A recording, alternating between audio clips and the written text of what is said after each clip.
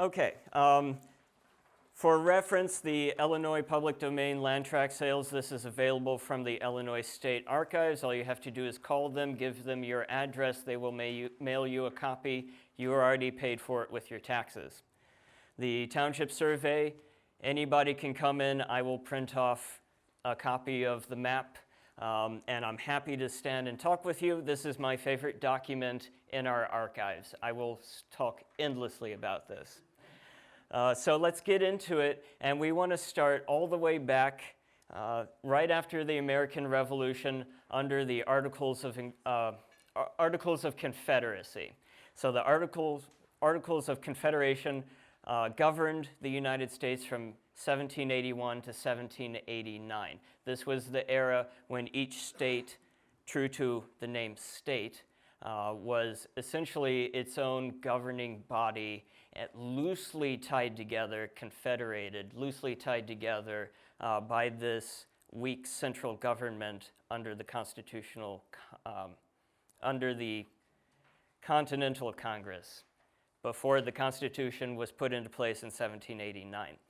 And one of the problems that they had, one of the problems that this governing body had due to their weakness by design was they had few sources of income.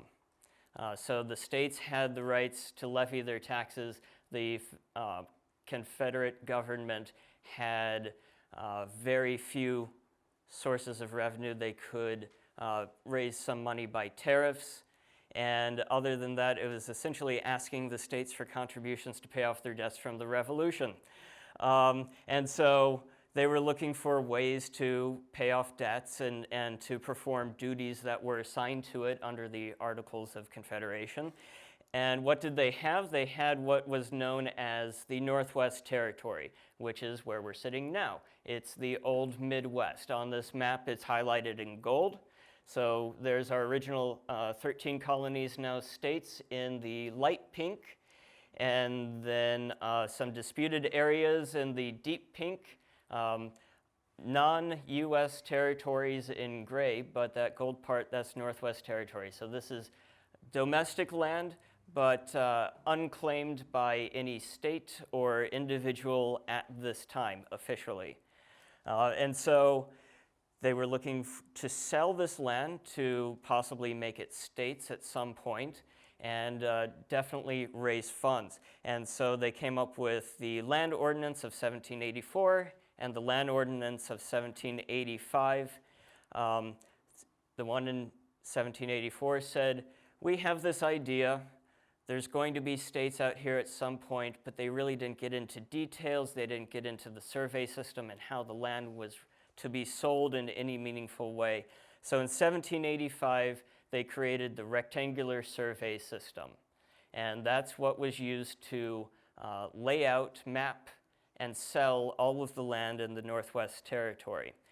And this system was based on the principles of the Age of Enlightenment. You may have heard of this historical trend, Age of Enlightenment. It's the philosophers that brought about the ideals of the American Revolution. We're talking John Locke, we're talking the scientific revolutions under Isaac Newton and all of these figures, these big thinkers that are talking about democracy and fundamental rights and provable laws of the universe. And a lot of the American founders based their ideas off of this. And one of the primary figures on our landscape was Thomas Jefferson. You may be familiar with his architectural fascination with Monticello and some of his other estates and mansions. He was getting down. He thought there was a science. There was a correct way that the universe could be organized, a single best way to build a mansion that is proportionally perfect, that sort of thing. And so he and his contemporaries, there are many names and dates that I'm not going to bring to you today because I find it tedious.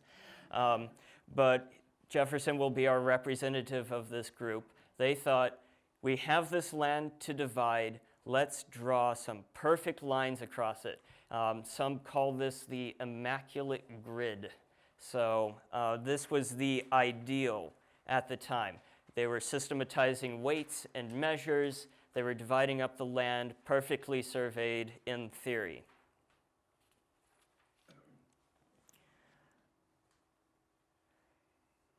So what actually happened?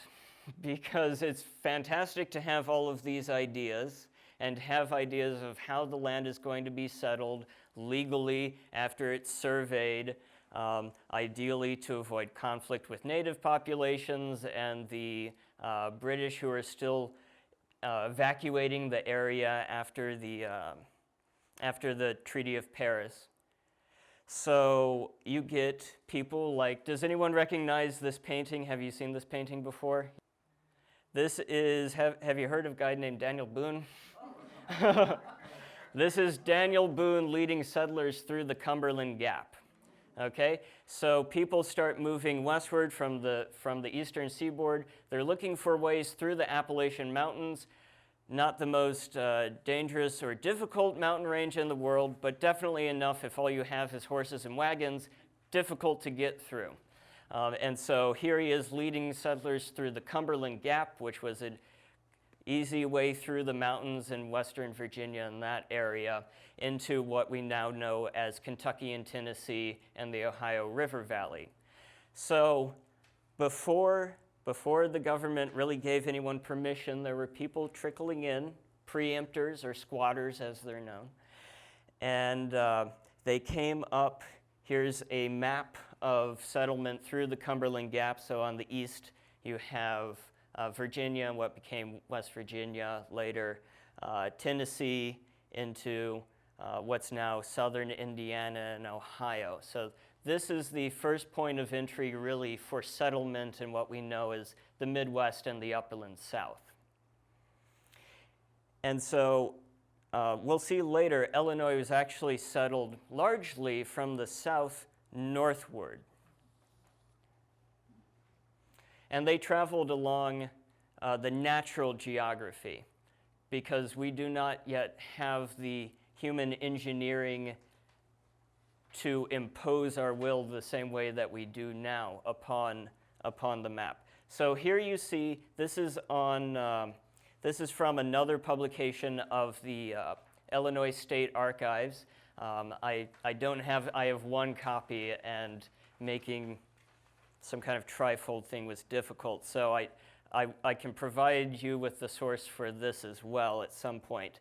But you can see this is a map of Illinois with the current counties, but overlaid on top of that with darker lines are the historic counties. And I chose just a sample of 3 that shows you on the far left, number 1, the original 3 counties of the state of Illinois, or what would become the state of Illinois. 3 counties, Knox County in the east, St. Clair County in the west, and then unincorporated territory to the north. And then you can see in the second one, 1818, year of statehood, you can see several counties divided down in the south because we're settling westward and northward from the Cumberland Gap and that area. And then we have these very large counties in the north 2/3 of the state.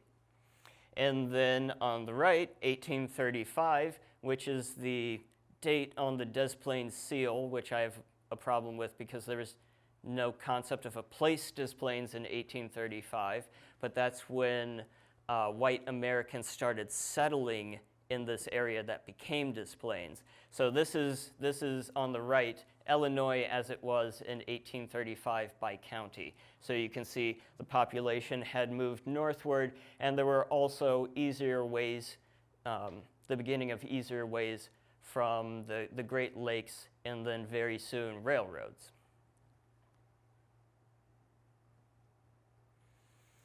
But in this area, what were these people encountering? And this map is a little cluttered. It was drawn in 1901, meant to portray about 1804, what did settlement look like? So 1804, the DesPlains River Valley is still populated by the Potawatomi people. This is before they were allied with Black Hawk in the Black Hawk War. After the Black Hawk War in 1834, the Potawatomi were expelled westward to what's now Kansas and Nebraska. And so if we zoom in on Maine Township on this, sorry we lost some fidelity, but you can still make out a little bit. Here's a village noted by a TP, which is an anachronism for these people. And then down, and this square marks where downtown DesPlains would develop. And then this dotted line square down here, another Potawatomi village, and this dark square here, that is roughly where downtown Park Ridge developed, with the river running down the middle, and then all of these solid lines cutting through at various angles. Those are old trails and roads. And a lot of those go back hundreds and hundreds of years. We couldn't even trace. Maybe with some intense archaeology you might be able to trace, but it's probably been ruined by redevelopment. So this is roughly 1804, what the settlers would have encountered when they eventually came 1835-ish. Okay, so I'm talking Maine Township Geography today, and I talked about the township survey system that was set up way back in the 1780s. But what is a township? How is it divided? How is it surveyed? All those sorts of things. So this is where your handout on Illinois public domain land sales comes in. I suggest you read it, but I'll boil down some of it for you. And you can also refer to the map that's hanging on the wall behind me that some previous staff member or volunteer of the History Center put together years and years ago. So a township is a division of land, division of federal land for sale, okay? And each township, each standard township is 6 miles by 6 miles. It is meant to be a perfect square. Enlightenment idea, perfect square. And you can see on the chart, sections 1 through 36 arrayed from the northwest corner to the southeast corner. So each section of a township, 1 mile by 1 mile, another perfect square. And then if you look at the middle one, divisions of a section, the 1 mile by 1 mile section could be further subdivided into quarters. You could do 2 quarters, which is a half. You could do eighths or sixteenths. So you have the northwest quarter of the northwest quarter, that sort of thing. And if you've bought and sold land, you've probably heard some of these terms before. I think, Ellen, you've probably read and typed many documents with this kind of terminology on it. And we'll get to a land document in a second. But I really want to point out the map on the right. So this is Illinois and Indiana. These surveys were done from set baselines, so east-west lines to measure from, and meridians, north-south lines. You may have heard of the prime meridian going through Greenwich, England, where the Royal Observatory was. That is the point from which the world is measured because of the power of the British Empire and their science.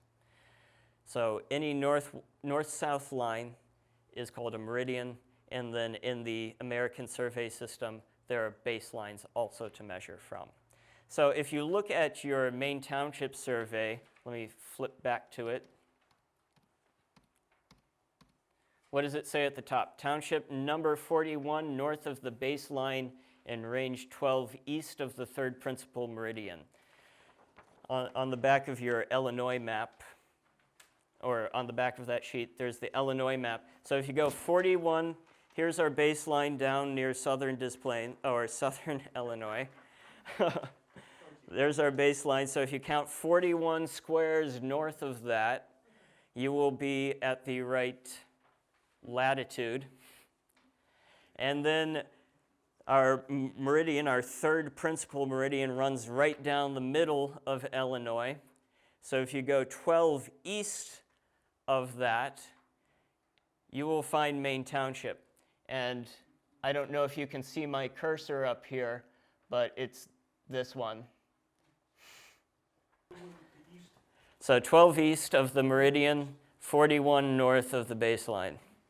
And you can see the DesPlains River running right through it on this map. Yeah. You go cross-eyed looking at that, though.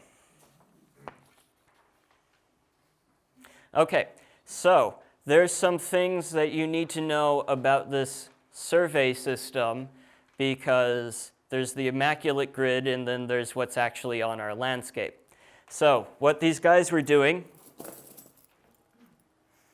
they had some guidance, hopefully some training, and some smarts, some education. They had to be literate. They had to be able to draw maps and take measurements and do calculations. But you can send anyone out with a chain like this, and there's only so far that you can walk without making a mistake. So these guys did the best they could. They used an item called a zenith sector, which sounds like something from an L. Ron Hubbard book. But it's a tool used to measure the apex or the zenith of the sun, to measure noon and to compare noon at a location versus noon at a standard location, so that you could say how far east or west you are. And then they'd walk from landmark to landmark with these chains and measure the landscape and draw it on a map to scale. So you can only imagine the number of mistakes that the central office was trying to rectify. And when you came to the edge of what one township was supposed to be versus what another township was supposed to be, there was a bit of creative math and creative map making and some resolution to be done. So somebody at the central office really had a handful. Another problem that they had was trying to put perfect squares, an abstract geometric idea, onto an abstract flat geometric idea onto a sphere. The Earth is a sphere. I don't care what people on the internet say, the Earth is a sphere. So here I have a flat Post-it note. You can spend the rest of your life trying to make this Post-it note lay flat on this globe. You will never get it to work. If you look at our township, you'll see what happened. This is called the problem of northern convergence, where the north-south lines get closer to each other near the North Pole. Okay? So not every township could be this perfect 6x6 square. And in fact, very few of them are this perfect 6x6 square. It's just the first few from the baseline or the meridian that got to be that. These are drawings of trailblazer or blazer trees, survey blazer trees. So this actually comes from National Park Service, their survey of a park. Similar things would have been done in our landscape as these men went through and surveyed. So they'd pick outstanding trees, they'd pick outstanding rocks or other natural features, and they would blaze them, they'd carve a marker into them. And so here you can see there's coordinates carved into these trees. And very few of these exist in our landscape anymore. They've been replaced by other survey posts, monuments, or now more and more with GPS coordinates and the like. And here we have, anyone heard of Socrates Rand? Here we have one of his land deeds. So Socrates Rand was actually one of those squatters, the preemptors who came out before the land survey. And they got first right under the Land Ordinance of 1841 and other laws. They got first right to buy the land that they settled on and provided some improvement on before anyone else after the federal government came through. So Socrates Rand was here from around 1835, but after Maine Township was surveyed in 1841, he had first right to buy the land. And here we see the northeast quarter, section 17 in Township 41 north, range 12 east. So we know this is Maine Township. And then we can go to section 17 on your map.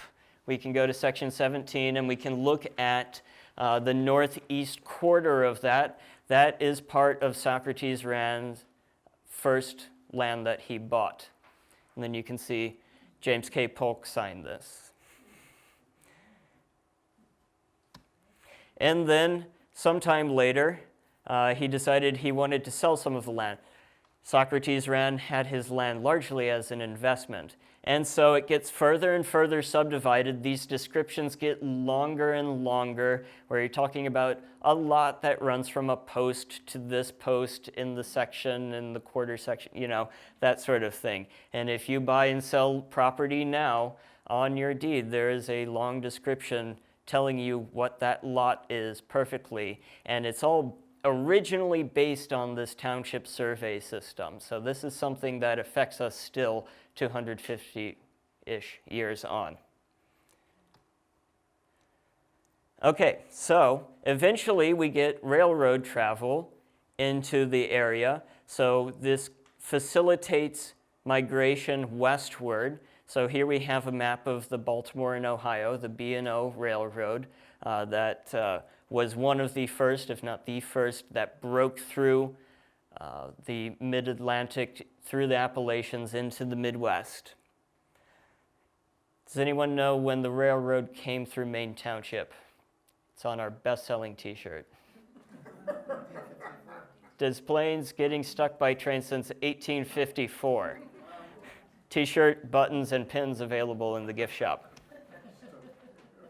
This map is from 1892. It's a bit later, but it shows you the what was the Chicago Northwest line, the dotted line cutting from the southeast to the northwest, down the middle. Where this railroad came through ties everything that we've talked about already together. Those age-old trails, so there's a trail ford right about where Dempster and the railroad cross the river up here. We have the river, of course. We have a survey line. Dempster runs along one of these section survey lines. All of this coming together with the railroad. This is the natural place for human development to happen. So DesPlains is geographically a natural occurrence, a natural human occurrence on the landscape. Okay, so let's go to our blank maps. Okay, looking at your map, what are some of the natural geographic or human geographic features that you notice? The river. The river runs right down the middle. I tried to make it blue.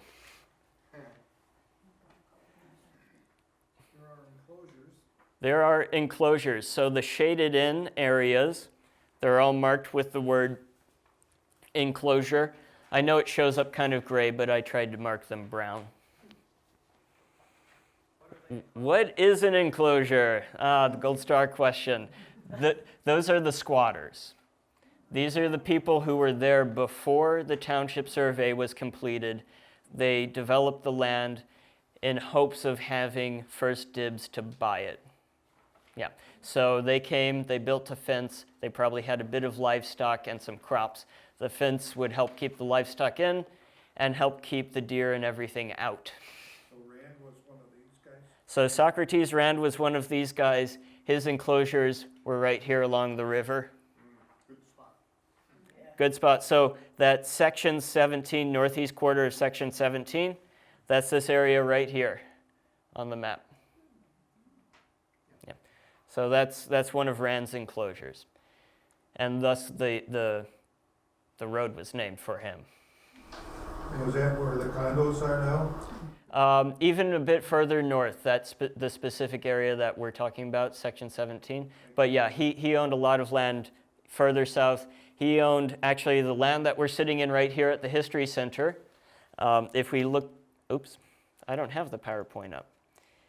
This map, it says Old Town of Rand in the middle. downtown DesPlains was originally the town of Rand before incorporated in 1869. Okay, so we have some roads. One of them says road from Milwaukee to Chicago. We'll get to that in a minute. I bet you could probably figure out what that became. There's some squiggly, less straight roads. Those run along that Indian village and trail map I showed you. These are those age-old trails. So these predate white settlement here. And then there's some dotted lines that outline what runs along the river. There's the trail that became River Road. That's one thing. Major geographic feature right along the river, timberland. Trees grow along the river. So the river, the darker green area, that's timberland. You need to know before you come out here to buy land from the federal government, if you're the first or basically the first person out here coming to empty land, you want to know that there's trees because you got to build stuff. And you got to clear the land. But what's the majority of the land, Arnie? It says it prairie. And prairie doesn't mean nice football field grass. It means grass as tall as me and taller, with roots that go almost as deep down. And it's a lot of work getting that prepared to be a farm, which is what most of these people were going to do. They want the river nearby for transportation, for water, to power mills, fishing. They want the timber to build their structures, and they want the prairie to turn into farmland. Okay, there's a lot of abbreviations and numbers on here. So we have the section numbers. The section numbers are right in the middle, so where it says SEC number. So that's what that is. What about, let's see, 640A, 160A? Any idea what that is? Acres. How many acres in a square mile? 640, it's right on the map. 1 square mile equals 640 acres. And you divide it further and further down. At times, the federal government, the smallest subdivision they would sell to you is a quarter section. Under other laws, it would be a 16th section, which is 40 acres. 40 acres in a mule, 40 acres. That's where that comes from. Okay. What do you notice? What's strange about Maine Township? Is it a perfect square?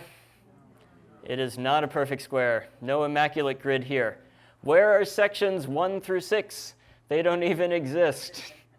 That's how far off. Over the course of 41 townships from the baseline and 12 east of the meridian, we lost over a mile off the top edge and about a quarter mile off of the west edge. And the reason it was lost from the north and the west is because they started surveying each township with section 36 in the southeast. So the smarter among the preemptors, the squatters, tried to measure things out and get down into that southeast corner so that they could get full sections when it was time to buy. Now, the reason that people built enclosures away from that here is because being close to the river is even better. If you're curious about the first landowners in each of these sections, the map behind me is just section by section, has the original purchasers with the year they purchased the land, and then the smaller map over here actually has the land divisions marked out with the year. And even if we take these off of display in the gallery, we have them just around the corner in the archives. And again, I'd love anyone to come in and talk with me about them. Let's draw on the map. Okay, so let's just start with the borders of Maine Township. Does anyone know what the north border of Maine Township is? Central Avenue. Yeah. So running from, we're going to try and work with coordinates here. Running north edge, that's Central Avenue, right along the top there. Okay. Does anyone know what the south border of Maine Township is? It's Devon. Well, here, I can't pull that same straight line because it's crooked, because we're not a perfect township. East border? Harlem. Okay, we've got some gold stars in here. Yeah. East border, Harlem. West border, Mount Prospect Road.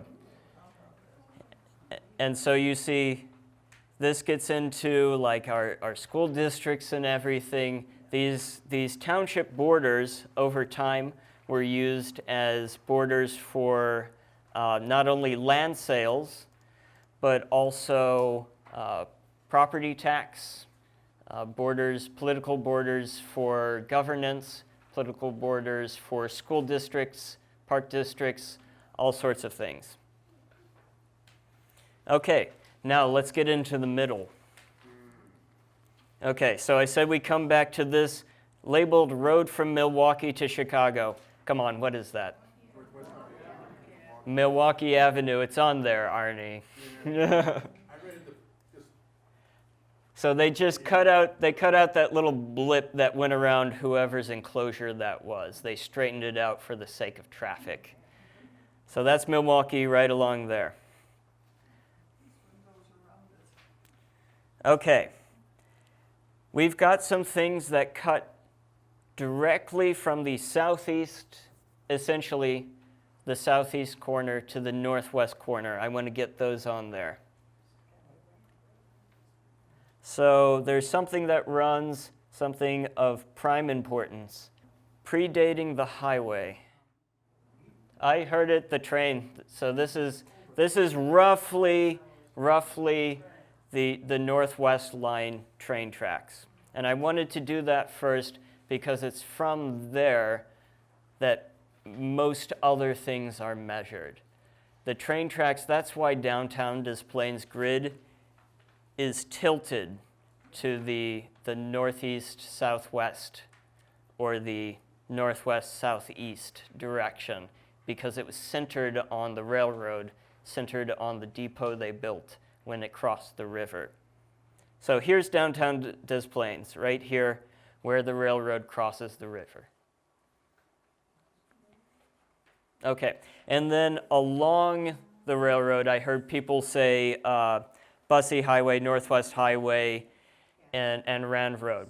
So roughly parallel with that. But I do want to point out one special thing. Rand Road does at least partially run along or very close to this old trail that predates the township survey and predates white settlement as well.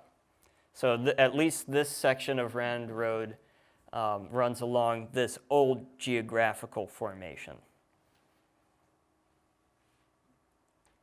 Okay, so do you all see capital letter S down at the bottom? Okay, so that marks a section boundary. Running north from that, running straight north from that. What road's that? Oops. Roughly straight. Whoops. Yep, that one's Wolf. And then it's not always perfectly along these section boundaries. The reason so many roads developed along section boundaries is a lot of people would buy an entire section, and you put the roads, the highways, in between people's property right along an easement, essentially. Sometimes people would buy half sections, quarter sections, that sort of thing.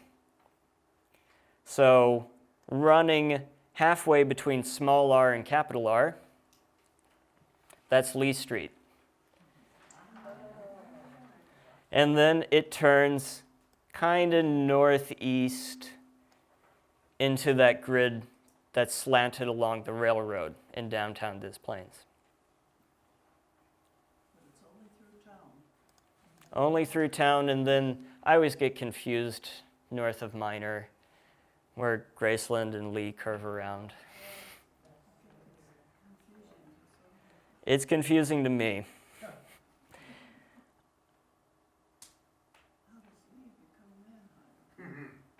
Well, Manheim kind of splits off and then it goes diagonal. It doesn't follow this survey. It actually follows a different railroad.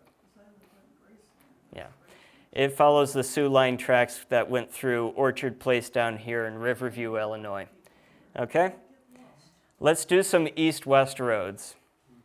So this first full section line beneath Central, that'll be Gulf. So roughly along here is Gulf, except where it intersects over here at this circle and everything, it jogs down. But roughly Gulf follows the survey line. And then a mile south of Gulf, Dempster. Okay, and I'm just going to cut straight through downtown DesPlains. So Dempster east of the river and Dempster west of downtown are right along the survey line. It feels like it jogs south because of the tilt of our downtown grid, but they're actually in line with each other. Dempster, it's Dempster Thacker down there, it's Dempster Minor up there. Okay, miles south of Dempster is Oakton. I didn't trick you people. Usually I trick people into saying Algonquin. It's Oakton. Algonquin runs along small V there until it goes east of the river. And then it turns south and becomes Riverside. And then it turns again and becomes Talcott. So I'm going to try and roughly draw this with my mouse.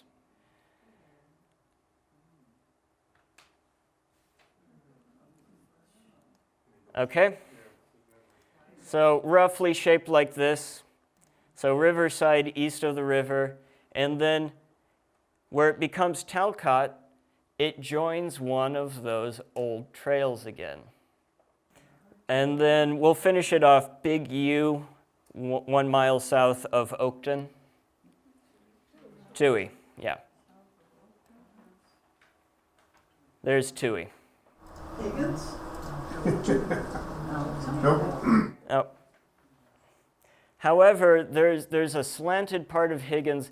There's been a lot of redevelopment down that way because of the airport. There's part of Higgins that does follow the trail that's down in the southwest corner of your map there. And then there is a bit of River Road that runs along a trail on the map here. John, you pointed out some squiggly lines. So the dark lines with a dashed line next to them, I should have said originally, those are the trails. So there is one kind of western border of the timberland on the west side of the river. River Road still follows roughly that path along the river. And then north of it, it was invented after white settlement. Yes, sir. Wasn't there something called Half Day Road at one time, and whatever happened to that? There still is Half Day Road. I drive past it when I go visit my friend's camp up in Wisconsin.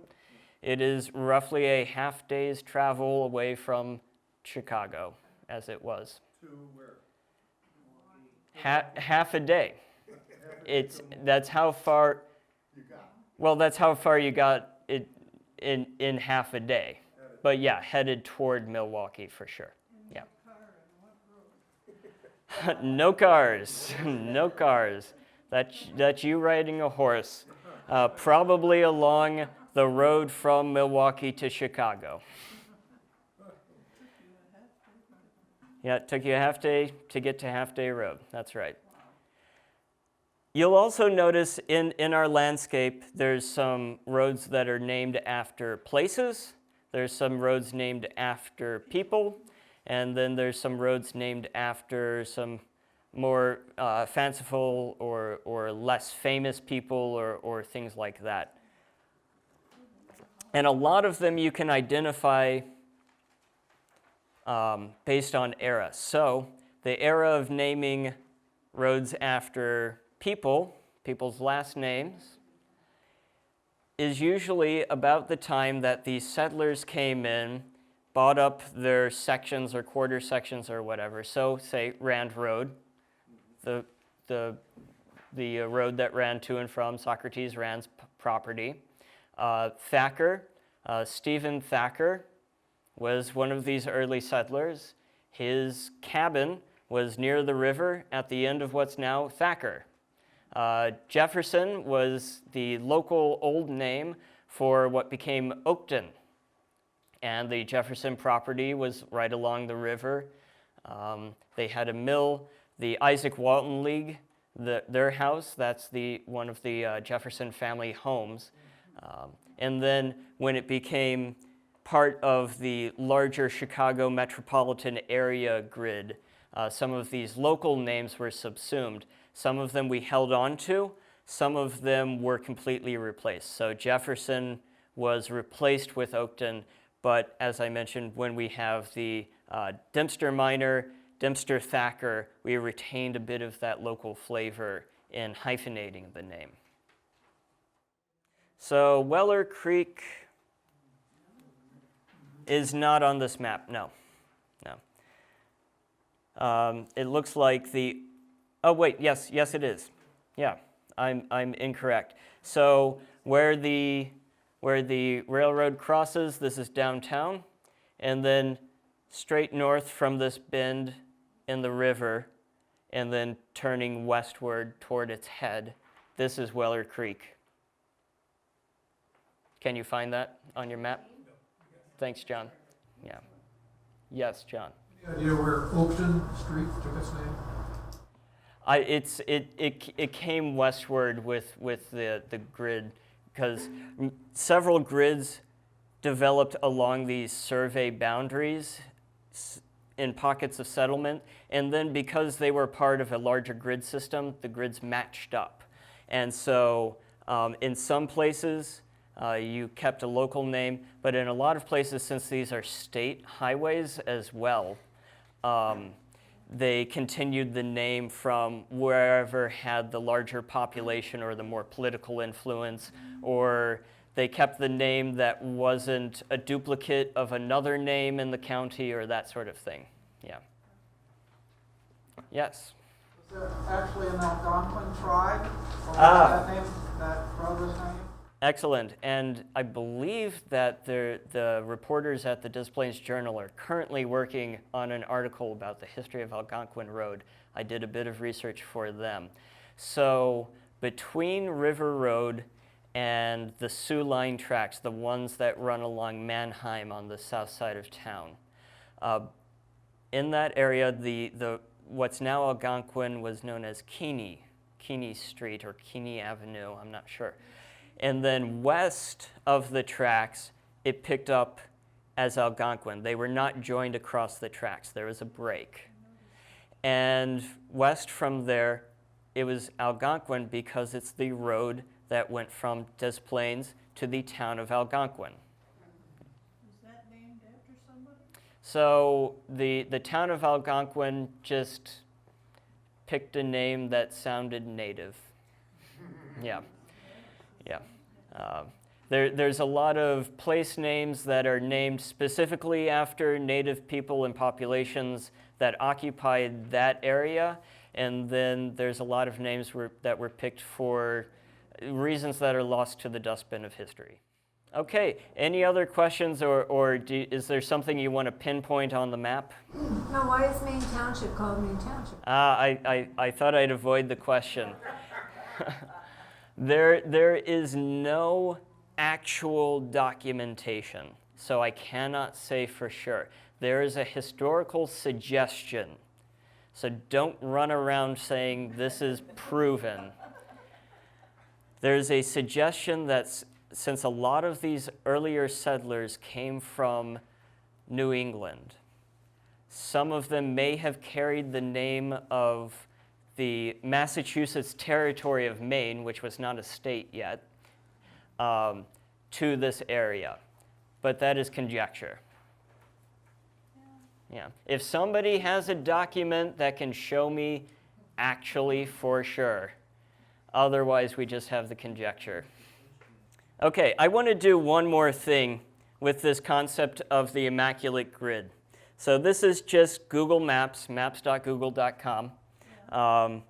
I am still obsessed with maps, and I do a lot online with it. I want to show you the extent of this grid, if I can. Could you turn out the lights all the way so that we can see this a bit better? And the Wi-Fi has not been great today. Okay. This is just some random place in Ohio. And if we zoom in, can you see the grid? Yeah. So these are boundaries between fields. Some of them are literally just boundaries between fields with nothing. Some of them have fences. And then a lot of the county and state roads are run along section, quarter section, eighth section boundaries. Ohio has 88 counties. Zoom in Indiana. Same grid. Zoom in Iowa. There's your grid. America west of the Appalachians is a grid upon a grid upon a grid upon a grid.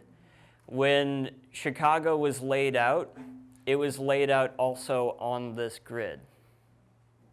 Going back to something we talked about earlier, the state capital was moved a couple times because the center of population shifted northward, and as long as they needed to expand government, they moved it. Yeah, so if you go from Ohio, and this survey system was then applied to the Louisiana Purchase and other lands, and you've seen the irrigators that draw circles. Those are made to fit eighth sections, I believe, 8th or 16th sections of a township. They are measured, those circles are that wide. So when you're flying and you see those, not alien crop circles, but those circles of crops, they measured those to fit these survey lines. All right, well, thank you very much.